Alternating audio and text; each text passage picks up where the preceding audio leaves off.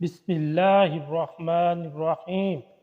روزہ توڑنا کب جائز ہوتا ہے؟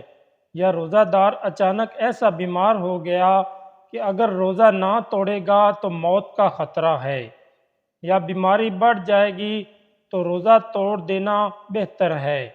مثلا اچانک پیٹ میں شدید درد شروع ہو گیا، برداشت سے باہر ہو گیا، دوا لینا ضروری ہے، یا سانپ اور بچھو وغیرہ نے کاٹ لیا تو ایسی صورت میں دوا پی لینا اور روزہ توڑ دینا جائز ہے۔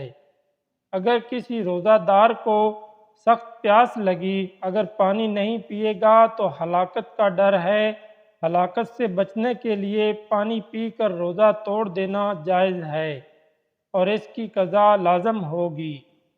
حاملہ عورت کو کوئی ایسی بات پیش آ گئی کہ اس سے اپنی جان یا بچے کی جان کا ڈر ہے تو روزہ توڑنا نہ صرف جائز ہے بلکہ بہتر ہے۔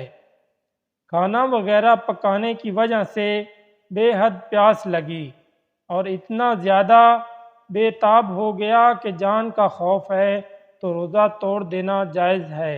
لیکن اگر روزہ دار نے خود قصداً ایسا کام کیا جس سے ایسی حالت ہو گئی تو گناہ گار ہوگا۔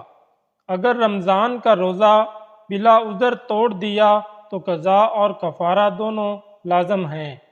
کفارہ یہ ہے کہ مسلسل 60 دن روزے رکھے جائیں، درمیان میں ایک روزے کا بھی ناغہ نہ کرے، اور اگر درمیان میں ایک روزہ چھوڑ دیا تو سرے سے 60 روزے رکھنے پڑیں گے۔ اگر روزے رکھنے کی استطاعت نہیں تو 60 مسکینوں کو 2 وقت کھانا کھلایا جائے۔ اگر رمضان میں کسی کا روزہ ٹوٹ جائے تو روزہ ٹوٹنے کے بعد بھی وہ شام تک کھانا پینا اور جمع نہیں کرے گا۔ سارا دن روزہ داروں کی طرح رہنا واجب ہے۔ جزاک اللہ۔